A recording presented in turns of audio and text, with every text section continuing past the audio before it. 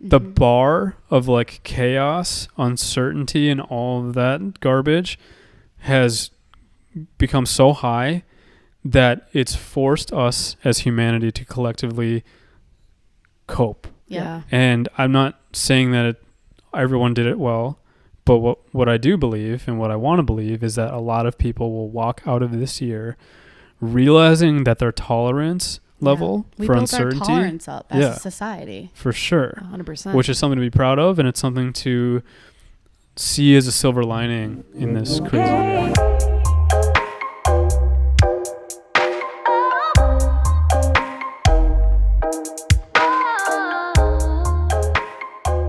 So we have Antonio here today, you guys. Welcome, Antonio.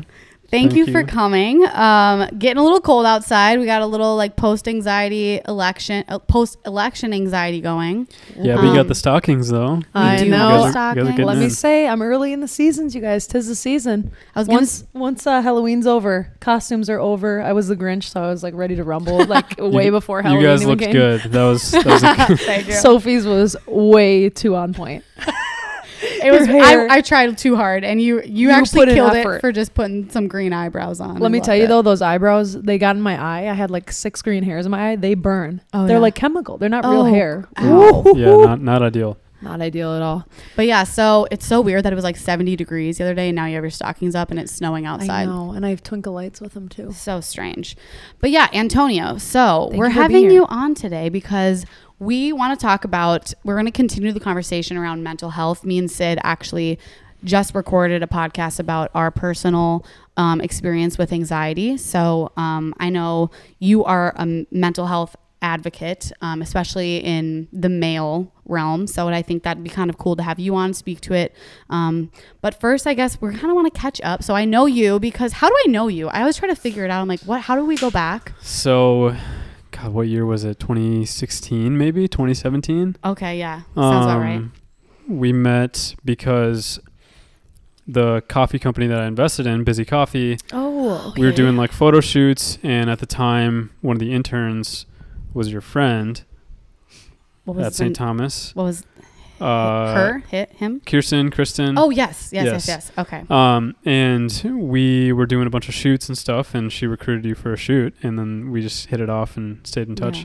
Literally, it feels like we like can go months without talking, but like we also stay in touch, randomly. Or like I was just gonna say that it's like you're like one of those friends that I know is like always there for me, and I know that you're always there for me, and we go a while without talking, but then we like pick back up right where we left off. So I appreciate that as a friendship with you. You've like stayed, Sophie. Like when I think of Sophie, it's like you've stayed ever since I met you the first time. I feel like over the years, like that's something I've appreciated about you. That's and so I'm funny. Excited. Yeah, I was gonna say you're about to have the same thing with Syd. How do we know each other, Antonio? Oh wait, we don't. Yeah. We met today, and I had to be on a work call until like literally the moment he came and we started recording. So sorry about that, but okay, I've been there. I'm hyped to hear your story and continue our conversation because it's really important and it's huge in our time that we're even in right now. Yeah. Especially with the election. Mm-hmm. I know we kind of touched to that, but yeah. What's your, the reason why I don't want to talk a lot of politics with you today, I want to talk mostly mental health, but I really appreciate for example, when I need to know about the news and I need to know an objective point of view, I go to your story because I feel like you're not one side or the other. You kind of have a good stance in terms of what was happening with the election. Both sides. Yeah. So what's your take on the election? How do people accept the fact that Joe Biden is now our president? I don't know, just talk on it a little bit because I appreciate your objective view. More so, I mean, you don't need to include your opinion and anything of that sort, but like how do people, if maybe this wasn't the way they wanted it to go, or maybe it's not exactly the way, even if they wanted Biden to win, how do we just kind of accept and move on and like get that anxiety out of our bodies that we've been experiencing for the past many months or 4 years, depending on how you look at it? Yeah. So I think first and foremost, in general, I appreciate what you just said. It's intentional with what I do and what I put out in the world. I try to not be super over opinionated about a lot of things, and try to just seek out clarity and answers. But when it comes to this election and the anxiety, like I felt it too. Like it was palpable in the last couple of weeks, even the whole month of October, honestly, with leading up to the election, you couldn't go to the grocery store without feeling, like, I'm assuming you guys are empaths as well. Like, I'm a huge empath, and you go to the grocery store and you're in line and Can you pause? Empath? Can you explain? Like, are you someone who's like empathetic and like you feel a lot? Like, you walk into a room and you're like immediately altered by energy. Yes, a little slang word. I feel like the more aware and almost ADHD and like hyper aware you are, the more empathetic. Yeah. Oh my gosh, empathetic you are. Yeah. Yeah. It's a good slang word. Yeah. But yeah, you go to the grocery store and you can't help but feel the anxiety. And I think with the biggest thing with the election that I always tell people is, number one, the media and social media specifically likes to make you feel like you have, like, the president is like right there and it's going to control your life and it's going to dominate everything you do. Yeah. But in reality, it's like so far removed, and it's not even worth the energy, like letting all of that baggage from the media, from your Thanksgiving dinners and crazy uncles spewing stuff. Like, it's not worth altering your energy. It's because you don't have that much control over it. Yep. You literally have no control. Yeah. Over it. Nope. You put your vote in and that's all you can do. That's the biggest step you can take in it. And that's like, and I'm sure we'll get into it today, like, that's like a big thing that I always preach, is this idea of understanding what you do have control over and what you don't. And the election was this whole year, honestly, with COVID, with the election, was one giant, and still is one giant experiment around like the understanding what we have control over and what we don't. Yeah. And learning how to let go. When you say just letting go, it's easier said than done, though. Like, the COVID is affecting me. Like, the election definitely affected me. And it's hard to just be like, okay, you know what? I'm just going to let go. Like, how do you go about just being like, this is not my control. I feel better now. Poof, it's gone. Yeah, it's never just poof. Yeah. This is where I always get into, like, and I do these Lululemon events every month around mental health, and we talk about building a mental health toolkit. And because it's not just like an overnight thing. Yeah. Like, being able to let go and even be able to bring awareness to like what you have control over and what you don't takes skill, and it takes practice to build that level of awareness and patience. So it doesn't just happen overnight, but the good thing is you can 100% start practicing that skill. Yeah. Right. Like, there are free tools, there are things that you can do every single day, every morning to start to, like, it's like working out, like, flex that muscle. I remember you telling me that one time. It is, and it's not a one-step process. Can I ask you something just from your opinion? Yeah. Why do you think it is that people don't take that first step into, like, pursuing help for their mental health on their own? A lot of reasons. I think the taboo thing is one. I mean, it's such like there's like that stigma there where, we're all, I'm assuming, 90s babies, and like, we weren't taught how to deal with this stuff. No. And so when you're a kid, and like for me, I was, first felt real anxiety when I was like going to school for the first time. That terrible like feeling you have in your stomach. And it's how young were you, do you think? Let's see, this was like, I was like probably 4 or 5 years old. You remember it that far back? Yeah. Wow. And you have these moments where, and we'll get into it, but like with the school thing, I can trace it all the way back to then. Like, when you're a kid and you are terrified to go to school and you don't really know why, because like, it's not like the school did anything to you, but it's just like this haunting thing of like going in with all these strangers, leaving your mom behind. That is something that leaves like a print on you in your mind. And I think that when we're kids and we have experiences like that, and they're not discussed, and we're not taught how to like cope with that, it gets buried, and we immediately think that there's something wrong with us. Yeah. And so I think so I was like a long-winded answer to your question, but I think a big thing for people is just that stigma of not knowing how to talk about it, not knowing how to navigate it, and thinking that if they bring it up to somebody, or if they tell their friend that they went to therapy, that they're going to get looked at weird. Yeah. Actually, so this is going to be a nice segue into our candid cues. Perfect transition. So we have people ask us questions, and I actually have someone very close to me who wrote in. He's a male.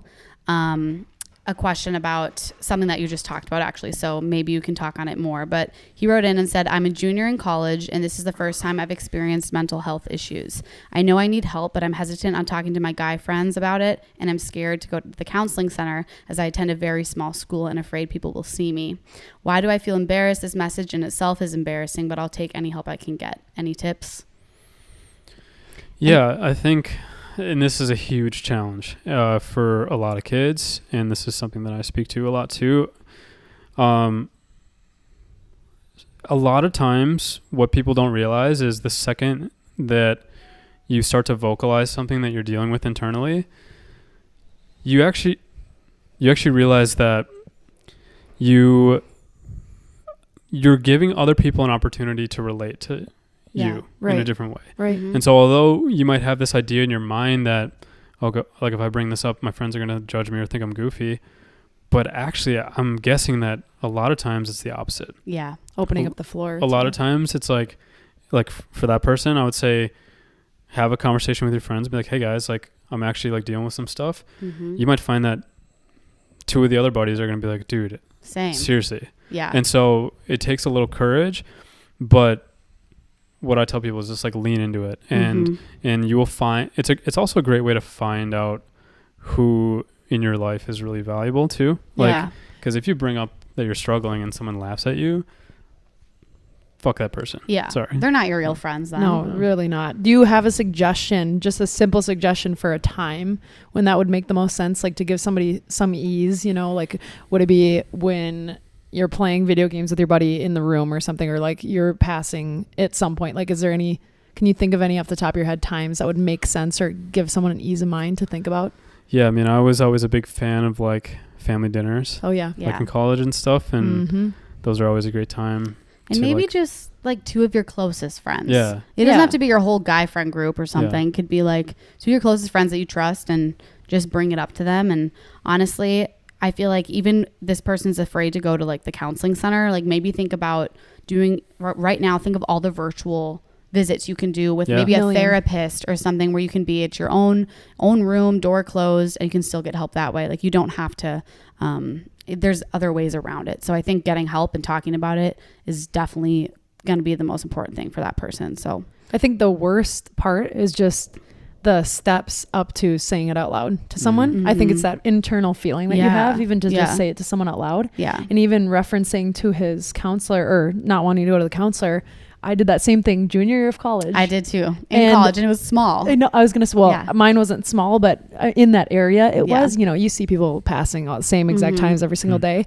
And I remember going in the room, and I'm like, I need help. I don't know really why I'm here. I just feel like I need to be here, and I don't know, I can't calm down. Yeah. And someone talked to me, and that first step, even though I didn't end up staying there and doing that counseling, was the first step to a million steps of actually getting started. Exactly. So it's like, you just got to get started. Like you said, grab a few small groups of people and get over that hump of the conversation. Awareness is like number one step. Oh, for sure. And I was going to say, like, for us to say this, it is, I mean, I will say women deal with this as well, but men, there's definitely like a stigma behind it. And that's why I think it's cool to have Antonio here, because you're a normal, cool dude and you've dealt with this. So let's dive into kind of like your past and,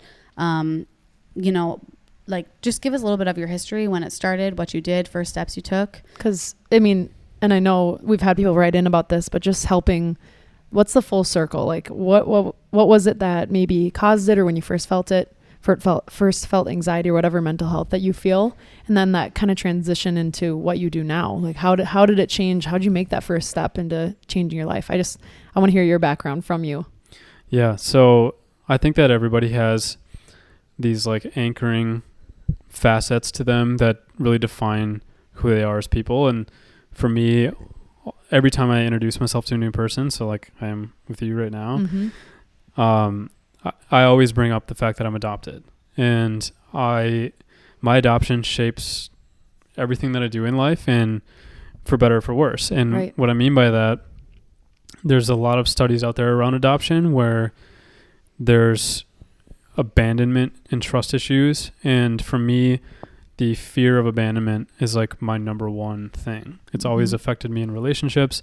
It's affected me in other ways as well. And I think that literally it starts with the fact that, so when I was adopted from Paraguay, my like first event in this world was being like separated from my mother. Yeah. And then it's crazy that like my parents now, when they came to adopt me, they actually had to like, they like signed papers and they had to go back to the United States and they couldn't take me and they had to come back and get me for some reason. Oh my and so I was left twice.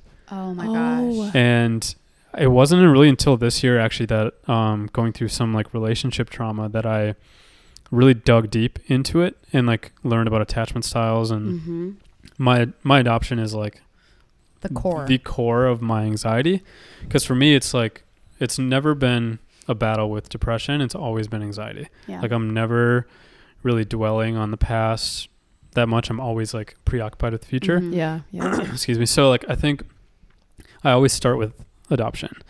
And then there's like when you're like actually can remember, I don't know how old you are when you like start like remembering things, but like for me it was like preschool and stuff. Yeah, early. Wow. Yeah, and those times of like going to school, and I'm sure there's something there with being separated from my mom too. Yeah, and, it must be.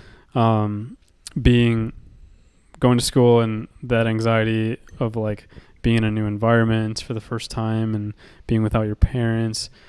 That's when I started to get like that sick feeling in my stomach at a really young age. And then I think that very just like, familiar with that feeling. Yep. The roller coaster stomach is how I like to think about it. Yeah. It's not fun. No, not at all. And then over the years, like there were like some happy years. I mean, I'm a relatively happy guy, but like there were some glory days from preschool till I was probably a teenager. But then like the teenage years, the anxiety picked up again. And as naturally as it does, you know, being a teenager. And for me, it really wasn't actually until college that it got really bad. Like my anxiety got so bad that, and even post-college, that I would have really bad panic attacks. Oh yeah. And like I must have had a horrible one at some point in college or post-college where like I must have blacked out or don't even remember, but like it must have left something on me where, wow. Because for me, like from there, and for those who haven't had a panic attack. Yeah, since like, can you explain like your panic attack kind of in detail a little bit? So, and I know this is a little like, but people are kind of wondering, you know, I bet people are curious if they haven't experienced one or if maybe what they are experiencing is a panic attack. So yeah, well, it shows up in different ways for a lot of people. So I'm curious to hear from you guys on yours as well. But for me, it's like, it's the sweaty palms thing. It's the rapid heartbeat. It's like the shallow breathing.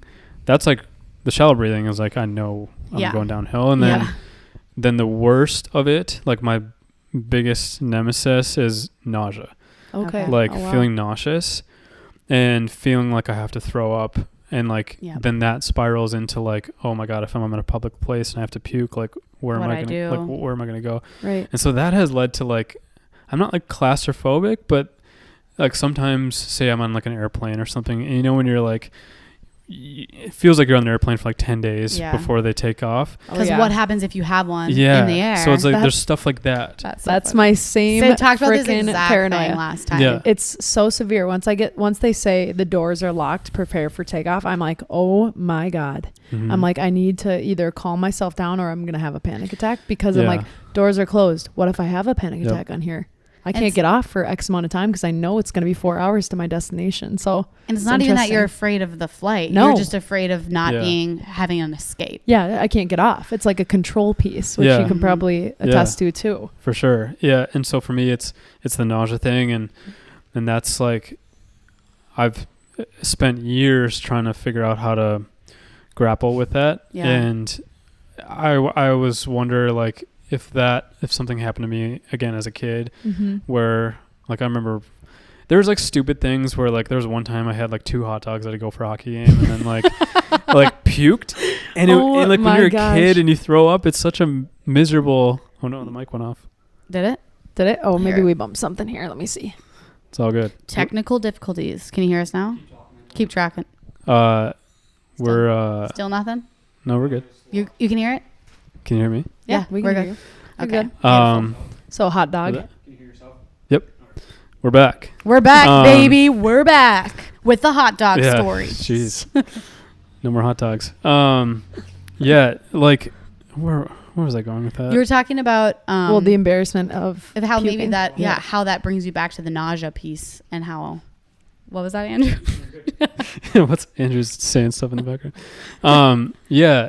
So it definitely shows up. Like the worst panic attacks I have are nausea, and like I'll be sitting, and it's like the starts with the sweaty palms, then it's like I don't know if you can relate to this, but it's like the catastrophic thinking starts it's like, you know, let's use the airplane example for as like an example. So like you're sitting on the airplane, the doors close, and you are fine, everything's great. Yep. And all of a sudden, out of nowhere, it's like this little demon comes in your mind and just plops this thing, and it's like, what if you had a panic attack? Oh, that's exactly. And it's like, fuck, I was literally like, fine. Like, why did? And then that just like opens the door and spirals into. So, what I've been doing in the past couple of years has just been like learning and figuring out and talking to therapists and all that to figure out how to identify before it gets really out of hand. Like before the actual spiral or before that thought pops in. Because it's for me, it's like that thought's coming either way. Whether I've controlled it in the situation or not, it's going to come. So. Yeah, and you can't control that either. Like no. It's like it's not even worth it. Like the thoughts are going to come in your brain, but like what I've been able to do over the years is like really dive into like meditation and mindfulness. Oh yeah. And what that does is it allows you to create a level of awareness that you just weren't taught how to build. Yeah. And so you are able to catch that thought, like, and like before you spiral into the nausea and all that, like you're able to like see the thought, because like you can't stop the thought from coming, because it's going to come. Right. But what you can do is be like, okay, you're here now. I don't have to engage with you. Yeah. Like I can actually just like let you go by. Kind of float by. Like float by and you're good. I acknowledge you. I recognize you, but get the hell out of my head. But we're not doing this. We're not having a heart attack on the plane, because that's that feeling that comes. Is this similar to, because I've done a lot of like anxiety research for treatments. Is this similar to like cognitive behavioral therapy or CBT? Do you know what that's like identifying? Do you know what that is? Yes, I've never done that. I've heard it's helpful, so I'm curious about it. But I've heard good things, but I think almost in that sense, it even sounds more like sounds doctoral, more sciencey. And like science. But I think it has to do with just catching your thought before it comes, recognizing it, and learning how to condition yourself to like get it out of the way. So maybe it has to do with mindfulness too. It must. But we definitely want to dive into meditation and mindfulness, because I think that is helpful. I struggle with it. I struggle with doing it. I know Syd does it. But how do you go about someone who's never meditated before? Tell us how to do it. And maybe add in there, how did you decide that meditation was going to be your whatever step it is? Maybe it's the first step. Maybe it's the 25th step to helping your anxiety. Yeah. For me, meditation came in my life when I was at like rock bottom with my mental health journey. What age were you? Do you know? This was probably back in, let's see what year. This is post-college, so I was probably like 22, 23. What did your life look like right there? Just like why was it rock bottom, if you don't mind us asking? I think, to be honest, I actually think a lot of it had to do with my diet. Oh, okay.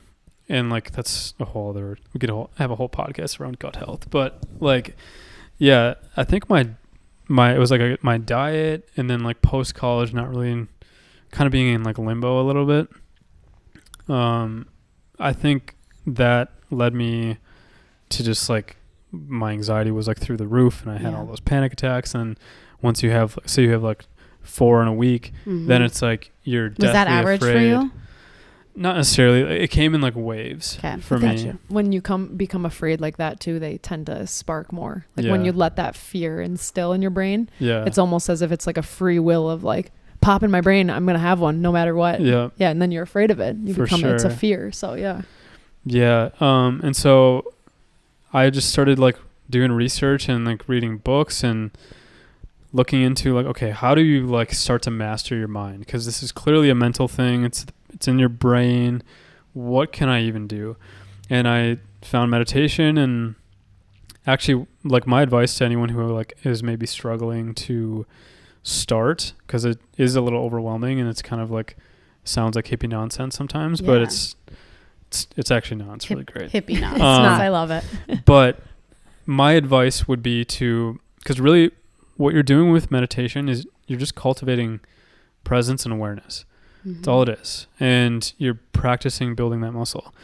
And you can do that simply by, like how I started actually was you'd throw on your favorite song, close your eyes, put your phone away or whatever, like put the headphones in, and literally just like be with the music for like 3-4 minutes.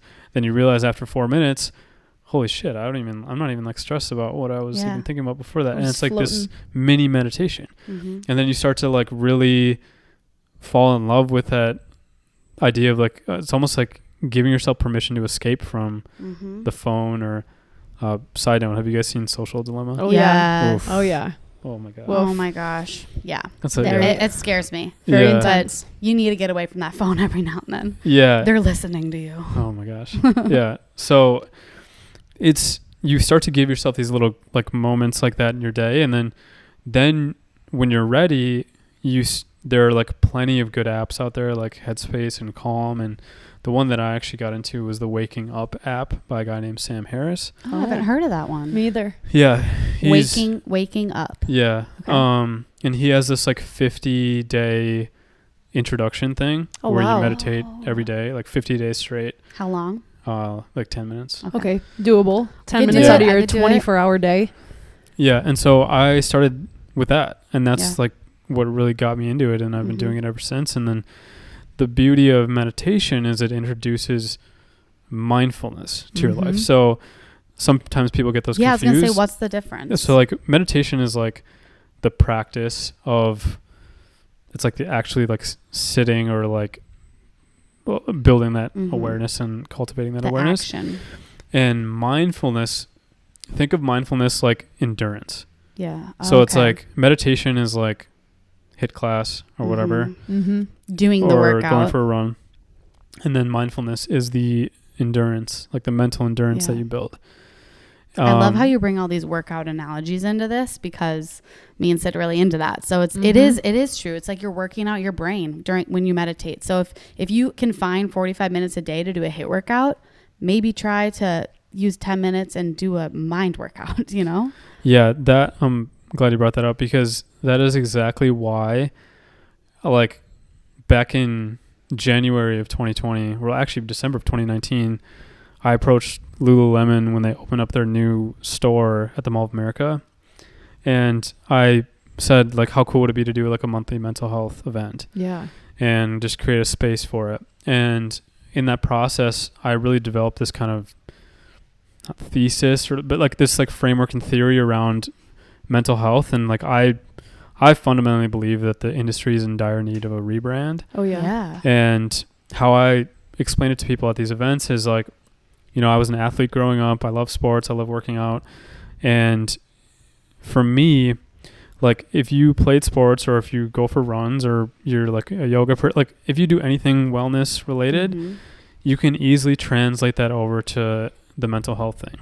Like I think that nutrition and the fitness, and like those two industries, nutrition and fitness, are so massive, like rightfully so, like they're great. Huge. But mental health is like this, like took a back seat to both of those.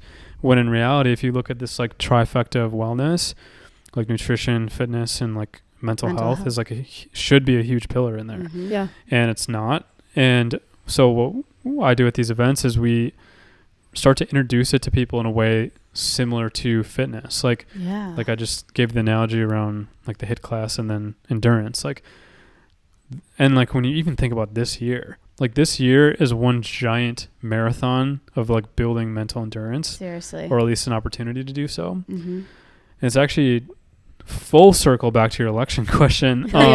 Bring it back.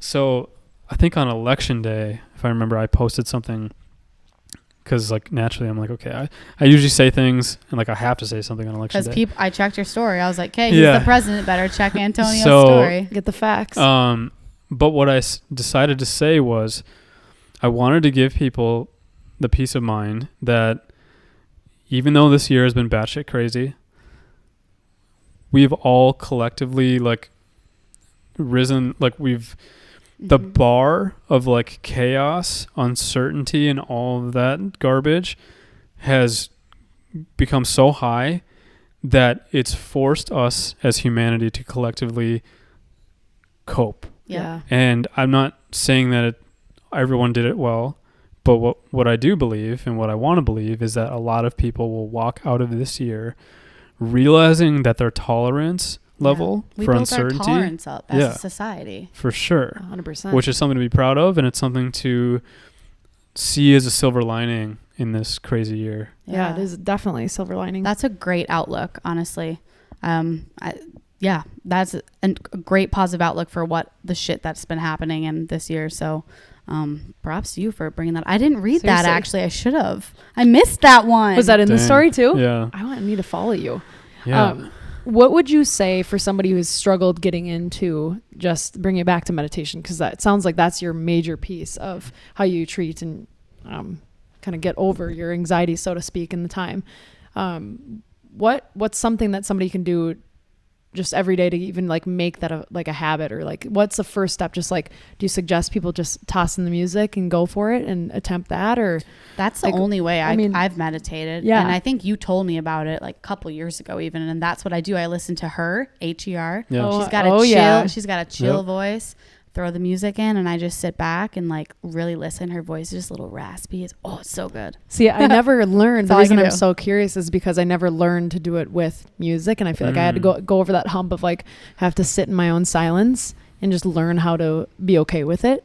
And that was kind of an odd feeling for me, and it is for a lot of people. I think that's why they don't jump into it. But if you make it as simple as listening to your favorite song and closing your eyes, I feel like meditation is tangible, and that's kind of what we're trying to get at. It's like you can take steps to make yourself feel better. You're a living example of this.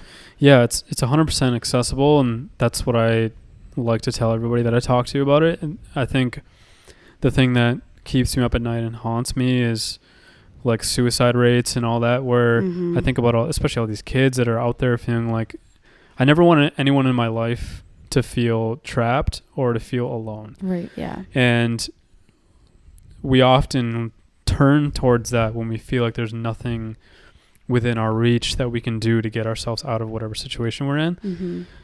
But the reality is, at any moment, like even in the midst of your panic attack, you can 125% access like the ability to like walk your way out of this crazy monster situation that you mindful situation you have. So like your daily routine, do you meditate when you wake up, middle of the day? Like, is it every day? I highly recommend in the morning. Okay. Like right when you wake up or with your coffee, or what do you think? So I'll give you guys a little tip. Yeah. Ooh. Okay. Yeah. We love some tips. Yes. So I recommend doing this exercise called morning pages. Oh. So what it is, what? Sorry, we just keep looking at each other because we just had a podcast on anxiety, and we're wondering some of the tips you give if something that we've done in the past too. So go ahead. All right. So this thing called morning pages, what it is if you have a journal, which I recommend everyone get a journal. Hell yeah. It's you first thing in the morning, maybe brush your teeth or whatever, but like after that, maybe sit down. Maybe brush your teeth. Savage. You sit down and you actually fill 3 pages, just stream of consciousness writing. So it doesn't need to look a certain way. It literally doesn't need to make sense. Okay. Sometimes I write, I don't know what I'm writing. But what it does is it's decluttering your brain. Okay. So if you've ever had days where you hit like 3 p.m. and it's like, oh God, like brain fog and get all this stuff in your mind where it feels like it's going a million miles an hour. When I started doing morning pages, I realized that like I had so much clarity throughout my day. It's like I had more room because I had like flushed the toilet in my brain in the morning of like all the junk, where I would go about my day and I'd to this day experience this where I'm just way more mindful and I'm just more like kind of chill and just like able to like I'm looking at your kitchen right now and I'm able to like appreciate the subway tile that you have in your kitchen. And I'm able to like do that and just like sit there and be like, that's really nice. Whereas like a lot of people, first of all, I don't recommend having this next to your bed when you go to bed. Cell phone. Yeah, cell phone. Gotta work on that one. I think I started putting my phone in my living room now, and so like, because a lot of times people will wake up and they'll immediately go to the phone, do the Instagram thing. Even in the middle of the night too, which is a horrible habit. Oh my horrible. And your brain is just right back to being like, awake. What the hell's going on? Yeah. Yeah, and so if you don't do that, and then start your day with flushing the system out, that will do wonders. Wow. Highly recommend trying it for like 2 weeks. Give yourself like 2 weeks, 2-3 weeks. Yep. Just do it. Okay. Be disciplined. Only takes 21 days to make a habit. Yeah. And you'll realize that, again, you'll feel like way more clarity. And then, so I do that, and then I work out, and then I meditate. Okay. Right in that order, right in the morning. Yeah. I've tried, like, again, with morning routines, people can get overwhelmed. And some people are super regimented and like type A and like really like that. I'm definitely not like that. So for me, morning routines are all just about like the bare bones, the foundation, and less is more. Like, what are the things that are really going to move the needle? And like for me, it's flushing the system, moving the body, and then like grounding myself before I go into the day. That. I love those that you point out. You know, something that I've heard too in those is that when you feel like you have to be doing something though, like do you feel like you have to do those things as like almost like does it ever become a chore is what I'm saying? Because sometimes when I was giving myself these tasks, my to-dos for the day, I don't think I was doing them at the right time, and it actually started creating more anxiety because I was like, if I don't write down my 3 grateful things that I'm, the things I'm grateful for every day, I'm not a good person. I'm like, oh my God, I need to get to it. And now I'm anxious. Yeah, I'm anxious. I failed. I didn't get to it. I'm like, I didn't get to it. Do you ever feel like it becomes like that, or is it just become so much of your mindfulness for the day that it just feels right? Well, I got a couple answers to that. I think I'm trying to think which one to start with. I know, sorry, I ramble and I get so many thoughts that I just have to spill the beans. We ask one question, then Syd's like, and then what about this? I want to know. Keep it coming. So for me, what I recommend is, because what it sounds like is that happened to me too. And it happened when I wasn't doing stuff in the morning or wasn't giving myself enough time. So what would happen is I would sleep in or whatever, and then I would have that like morning routine. But the problem is that morning routine was like bumping up right against like my first meeting of the day. And I would get anxious. I would feel like rushed and like just not a good feeling.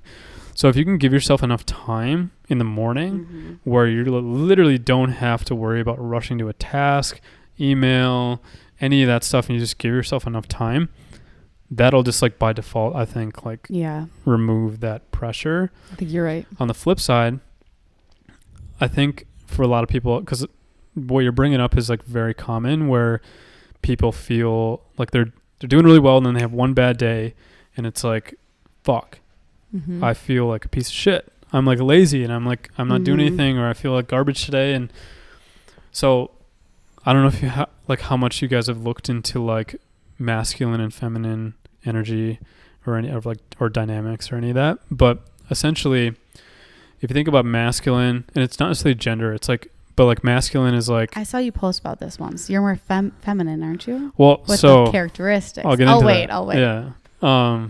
So on the masculine side, think about like discipline, being rigid and like structured and just like, that. Syd.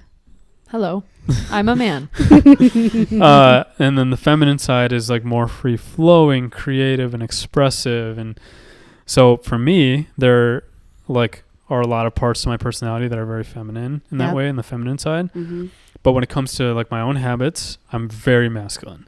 Yeah. And so I've always struggled with beating myself up and being overly critical of myself. And so that's something that I've had to deal with too. And even in the last year, even in like quarantine and stuff, when like everyone was like, or seemed like everyone was crushing it at home. Like social doing media, another issue with that right there. It's like, dang, I like didn't do anything today. I just sat at Yeah. home, and it starts to creep in. So I had to like really wrestle with this, and the simple answer was like, it is as simple as introducing that feminine energy and being like, you know what, I'm like hyper masculine right now. I'm way too rigid. Like there's a time and a place for it, but like I need to like balance out the scales a little bit. Yeah. And it's okay to like fall off one day or 2 days, like just get back on. Like you can always, like there's always another train. Like there's always another opportunity to like get on and like move in a good direction. Whereas I think some people feel like if they lose it, well, that train's gone. They're never going to get another chance to like do better. And just kind of like with fitness, like that's another analogy. Like you're on the wagon, you're working out every day, you're eating healthy, and then you have like 2 days where you're just cheat meals, you just stop working out, and people just want to give up, but you don't. You just get back on it the next day. So same idea. Yeah, which is, I just love this analogy. I can't stop. I do too. It comes into our other realms. Yeah. I just think it's interesting how people can lose themselves after 1, 2, even like 5 days. But even when you get sick, or people who have had COVID, it's like you're down and out for at least 2 weeks, and you can jump right back in when you're healthy. But you got to be healthy mentally. It's mental health. It's physical health. Didn't you have COVID? I did have COVID. I was down and out for like at least, close to 3 weeks, I would say. She fell in the shower and hurt her hip, and then she was down and out again. Another week. You guys are broken. And now I'm broken. I'm a grandma. She's got a back issue, but it's like you don't need to hold yourself to such regimented, structured, expectations of your own life. When if you feel good, for me, I don't even work out 6 or 7 days a week. I don't think anybody should. I think I did, and now I have issues. Yeah. See, I was going to say you overdo it, but it's like even 3, maybe 4 days a week, and exercise, whatever that looks like. If it's a walk, or if it's lifting, or if it's yoga or mindfulness, it's like you're going to feel way better. You don't have to hold yourself to such high standards all the time. You're human. Did you have any anxiety around COVID? Oh my God. Yeah. Well, mostly what mine came from was, did I give it to anybody? Like my grandma, who's already had pneumonia, which is basically a death sentence if you had pneumonia already, being that she's also 85. And then the anxiety is built up of, am I actually going to be okay? Because when I had a fever one night of like 105, my feet swelled like huge and they were hot. Wow. And I was like profusely sweating and then shivering and sweating, and my thermometer broke. Like basically like go in, it says something weird along those lines. Go to the hospital. Yeah. But they told me don't come in unless you can't breathe.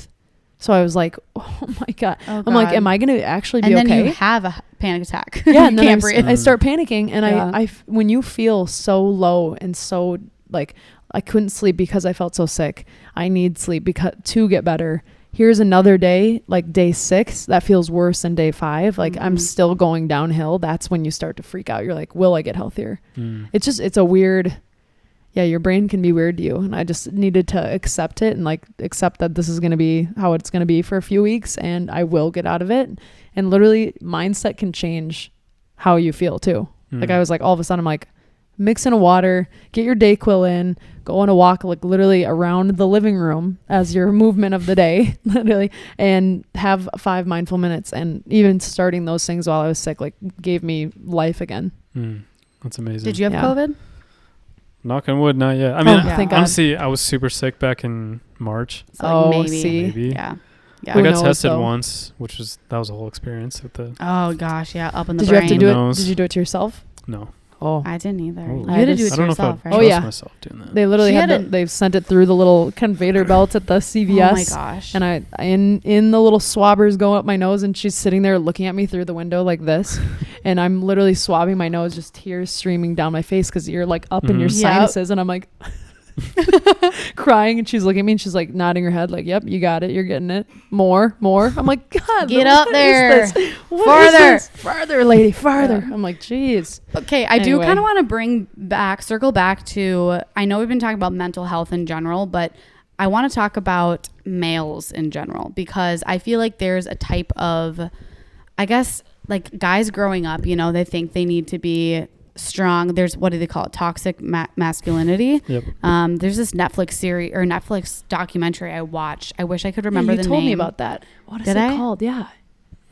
We'll look it up and we'll post it. It was about men growing up with this toxic masculinity, talking about how they can't express emotions, things like that. Do you think that plays into the fact that a lot of times men don't ask for help, and that's like the suicide rates and 100%. Yeah. So how would we go about as a society getting past this stigma of toxic masculinity?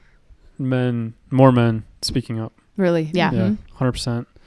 Like you. Have you had people come to you and say these things? I get a lot of DMs when I post about mental health, and a lot of them are from men. Yep. Really? Okay. And I've had men come to our events and made friendships from these events that I do. And wow. Yeah, it's been really inspiring. And I feel like the tide is turning a little bit. I feel like it has. We're starting to. And maybe post MAGA, not to get too political, but like maybe post MAGA era, we might see an acceleration of like more of that. Yeah.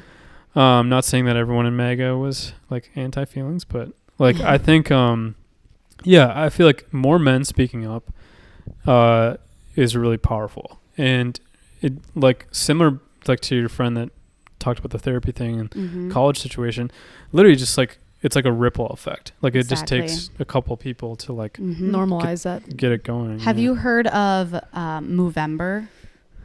It's a men's movement, and it's about mental health for men.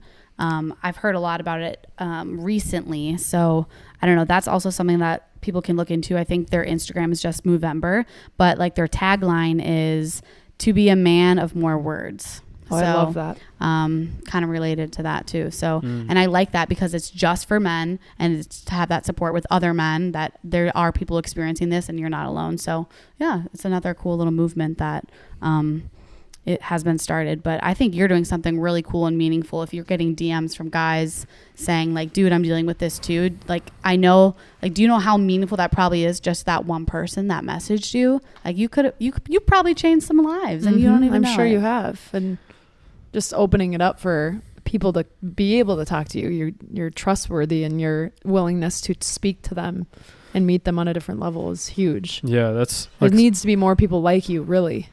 Thank you. Seriously. Well, it's like important to me that, like I said before, like that nobody in my life or in my sphere ever feels like they don't have like a door out. Like I want everyone to feel like they always have something within their reach, whether that's a conversation, therapy, something. Like there's always something else. Like you don't have to feel alone. And Andrew's struggling over there. And yeah, so with the men that reach out, it's like a lot of times it's like, dude, like I literally go through this too. I don't know what to do. Yeah.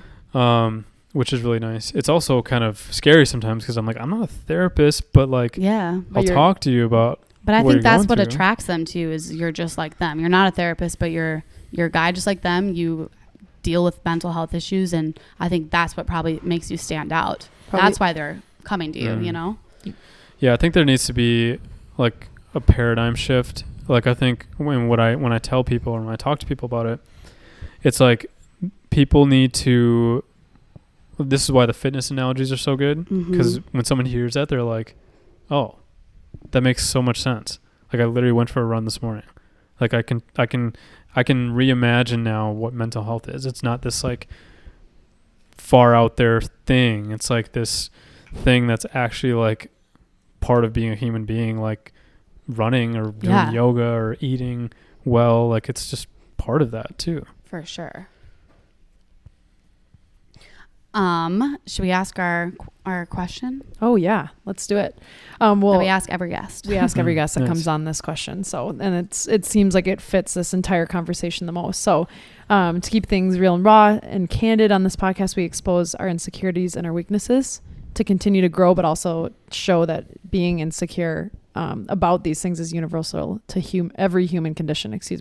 Every experience is different, but we also have physical things that we're insecure about, emotional things that we're insecure about that, span broadly. What are your biggest physical insecurity, or what's that one, and what is your biggest emotional insecurity? It's as the second part of that. Biggest physical insecurity, I would say, is my voice. Really? Your voice? Yeah. Wait, why? I love your voice. Thank you. I feel like I've always been like a soft-spoken person. Oh. And I don't know if people take that as like I can't like command a room or but like sometimes it's hard. Really? Because I feel like a lot of times people match your energy. So like, have you ever think of like a room in like high school when like the cool teacher would come out in front and he would just say something really chill, everyone would shut up. Like I get this aura from you. It's like this energy that it's really chill, and like I want to like be quiet and listen to what you're saying. I don't think that's necessarily a bad thing. I think it's more so other people, not giving you the space to hold your own space. It's not, it's the respect that isn't there coming from people who are louder, because a lot of times the louder people in the room will get the attention, which isn't how it should be. That's a good point. Emotional. Okay, so we backed that one up. So what's your emotional one? Let's hear it. It's definitely the fear of abandonment. Like that 100% that's affected me throughout my entire life. It's something that I've learned to grapple with and confront, even like as recently as this last year, like with relationships and stuff. Like it's always been there, and that's always like going to be my like arch nemesis. Yeah. Well, I actually have a question. We were going to save it for another episode, but now it's a perfect transition into this because it has direct impact and conversation points to this. So someone sent in a DM and they said, how do you work to rebuild trust in yourself and in a new person / relationship after being cheated on or lied to or abandoned? Ooh. This person says, I've struggled with this from previous relationships and always working on ways to maintain trust in the current relationship so the past doesn't inhibit the present and the future. And we'll both talk to this, but I'd like to hear your... We'll help you on this one. This is part of the candid cues that people write in. So we had to kind of relate back to our brand and relationship stuff. Yeah. So. But what would you suggest to this person, especially in that abandonment piece? Like how to approach a new relationship? How to approach it, how to keep the old relationships and that worry and out of your new life and your present life and relationships with other people. I guess even in more specific, how are you doing that? Yeah, so a big thing that can help a ton is honestly communication. If you're with somebody new and you're afraid of your old, well, first and foremost, before you even get into a new situation, I highly recommend diving headfirst into your past and the trauma and really uncovering it, sitting with it, going through therapy. You good? Yeah, my back is just killing me. Back's bugging me. And like confronting that, and you're not going to learn everything, but like learning enough and bringing an awareness, a level of awareness to your past to the point where you can go into something new, be fully self-aware about where your kind of triggers are and what trauma you dealt with before, like actually naming it and like putting language to it, as opposed to just like, oh, I got fucked over in the past. Yeah. Like actually, like I got fucked over because someone who I thought loved me cheated on me, or fill in the blank. Like you get very specific and like, okay, and then that led me to like feel this way because at some point maybe when I was a kid I was afraid of a bit. Like building that narrative ahead of time so that when you go into a new relationship you're able to put language to it, communicate with your partner and be like, hey, just so you know, like I'm going to give you the benefit of the doubt. But you just need to know, like, here are all my blind spots. Yes. Yeah. And like, I'm doing work, like I'm going to continue to do work on them, but like, I'm going to give you like my cheat sheet almost. Wow. It's probably a bad pun. No, that's but I'm going to give you like my cheat sheet. So you know what my triggers are, and I'm not going to like you have to hold me accountable. Yeah. Like I'm not just going to use it as an excuse to like project on you and like be pissed or whatever and like take it out on you. I want you to know when I might be going down a bad path and like be able to help me in this journey back. Wow. What it looks and I like. respect you enough to like give that to you. I just got goosebumps. Yeah, communication I think is huge for sure. Like even so, like the girl that I was with last year, we ended up parting ways because of both of our traumas. Yep. And then we ended up getting back together, and like it's been night and day different because like we both like did heavy work in the interim, and like now have this like level of awareness that is just like better than anything I've ever been in. Like we know each other, and we know the triggers, we know the traumas, and we can speak to it, where it's like similar to like the spiraling thing of a panic attack. Mm-hmm. We're able to catch things before it turns into this like full blown like crazy fight or something. Right. That's just that's like not before necessary. It blows up. Yeah. Does that help? That does. It helps a ton. Wow. It helps that a was ton. Probably the best answer I've ever heard. That was beautiful. I feel like you nailed all the pieces that I was even going to touch on because people are going to. Anything else to add? I mean, you kind of touched on every single thing. Is that a mic? No, yeah. Seriously. Mic drop. But no, having that communication piece up front, I would say knowing that you're not lesser because you've got things that you need to work on. I think the minute you walk into a relationship and feel like you're lesser, people can sense that lowered energy level, and you're not even opening yourself up to be connected with. So you're losing that piece right there, and then you'll feel like you're lower, and you'll continue to push yourself down. And you got to see the new person as like a new person. Exactly. Like you can't. It's like. And this is where it's a challenge for people, but I really would love to push people in the direction of when you're going into something new, that new person does not deserve to have all the baggage thrown at them and being painted as your past. Mm-hmm. That's just not fair. It's not the foundation that you're going to want for something new. That's like, and so have the respect to like, just be honest and vulnerable about your past, and then like work on your first reaction being like, this person is not the old person. Exactly. This person is not that. I would say before you react, ask a question. For instance, if somebody is giving you a bit of insecurity in whatever you're doing, ask the question first, like, who is this person who, for example, like commented on your photo? Is that a friend? And just be like, my ex and I struggled with social media. I was cheated on, so I felt hurt in that way. I felt the need to ask the question. I'm not implying anything, but just it makes me feel better when we can talk it out. Yeah. And then there's no harm, no foul, because you are just being honest. You didn't assume anything. You're asking a question. And if they react in an odd way, I think there's pieces that they need to be working on too. Mm-hmm.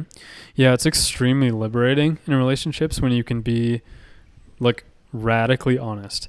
Like when you can, but not even like in like a dumb, like shallow way, in a way like what you just said, where it's like, hey, like I have struggled with this in the past, or I've got like an issue here and it's bringing up some feelings, and like I just literally just want to ask straight up, and like I'm not going to be attached to anywhere or the other, but I just want to ask and be honest. And then the person's like, oh, thank you so much for being like actually honest about that. Yeah. Also, even separate from that is you got to give yourself time to heal before you jump into something new. Absolutely. I think that's the biggest piece, because I hate to say this, but it's like stop feeling bad for yourself, because everybody has baggage and issues that they've gone through. And the minute you're like, yeah, that happened to me, but that was not my problem. You know what I mean? Like that, or maybe it was my problem. Maybe I made mistakes in the relationship, but I've gotten better. I'm a new person. I'm growing. So what? You beat yourself up more than anybody else is going to. So you need to get over that, and you need to process that and move on from it before you invite somebody new in. So yeah, love that. Yeah.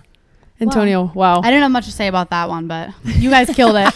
Antonio, this has been seriously like life-changing for myself. Soph, I know you can. Such a helpful conversation, I think, for a lot of people that are going to listen to this. So and hearing from a male's perspective is amazing. Before we wrap up, is there any questions you have for us? Anything in general you want to touch on before we, like any last point before that we you missed for on? Sure mic drop? I was going to ask you, Sophie, about you and I had a conversation in the summer about like the topic of pills and like medication. Oh yeah, I was going to ask you about that. Yeah, I forgot. Like I'm curious, like if you're still doing that, and like if you've gotten flack from people before, and like what that looks like. Because like for those who are out there, like I am pro anyone do whatever you need to do in your toolkit to like recognize that there's another tomorrow. Yeah.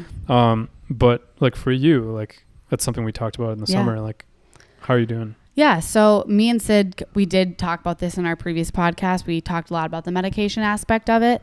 I am still on anti-anxiety medication, but we did talk about the importance of building your toolkit with behavioral strategies to make sure you know the basis of trying pretty much everything else before you go on the pills. Just because, to be honest, like, I know you said pills might be a short-term fix, but for my family and the people that I know that are on them, it is technically a long-term fix. They're on it for the long term. Mm-hmm. So that's why we think it's important to have that toolkit of all those strategies that, you know, we've been talking about. Grateful, what do you call the morning pages? Yep. 3 pages? Yep. Morning pages, meditation, being mindful. And I think that's just as important. But for me, I've gone off them a few times and I can't sleep. I can't function. I'm not myself. I am on a very, very, very low dose, but it's just enough to kind of help me function. So it's for you. It's for nobody else. And when we've said in the past that they might be a temporary fix. For myself, they were given as a temporary fix. For my dad, it's a forever fix. Yeah. So when we say those things, they're not for everyone. It's not a generalization. Yeah. Yeah. It's for who it is. Mm. So you don't. Yeah, that's good. I think the last thing would be just how are you guys doing? Right now? I know with the election just happened. It's been a wild year. For those people out there, next time you're getting coffee, literally ask the barista, how are you doing? Yeah. I do that. And I like the way you ask it. You're not like, hey, what's up? How are you? It's like, how are you doing? You better tell me. Don't bullshit me. Yeah. How are you doing? You know? More people need to ask that. Yeah. Just ask someone today, if you're listening, how are you doing? Actually, I think that's a good. For real. Make them answer. You just came off COVID. How are you hanging in there? I feel pretty good. My plate is probably too full right now, so that's something that I'm trying to deal with. I've got a new job and new things in my life, and still trying to juggle relationships on top of that, like dating someone, friendships post-college, friendships from home, being 23 and some of my friends getting married, and then being 23 and some friends single. It's it's a lot. Mm-hmm. If I had to put one word on it, I would say I'm overwhelmed right now. And I'm working on that and I'm conscious of it. So that's at least good. But not every day is a good day. I would say most days are good. And then I'll have 3 bad in a row every single month, so. And I think it's important that you're honest with that too. Mm-hmm.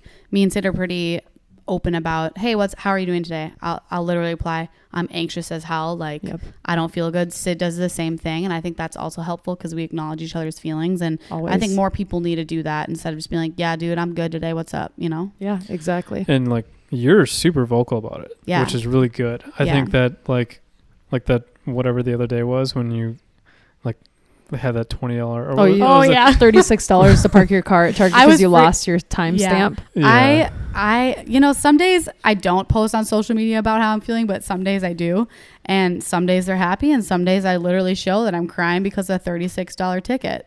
So you're human. I am vocal about it and I'm open about it, and honestly, I've never regretted it. No one's ever told you to stop. And that's what people have to understand. Thanks for the Venmo, by the way. Yeah. I was like, okay, I can't. I was having a horrible day. I actually had to delete that video because I kept getting money and I had to send it back. Oh. Yours was the first. So you are the only person with this problem. Only person. No, I appreciate you asking good questions back to us. Those are really, really good questions. How are you doing? How are you? Yeah, I'm good. I think that this year has been wild. I think that there's been a lot of uncertainty in the world and it's palpable. But I think I'm feeling really confident about the future right now.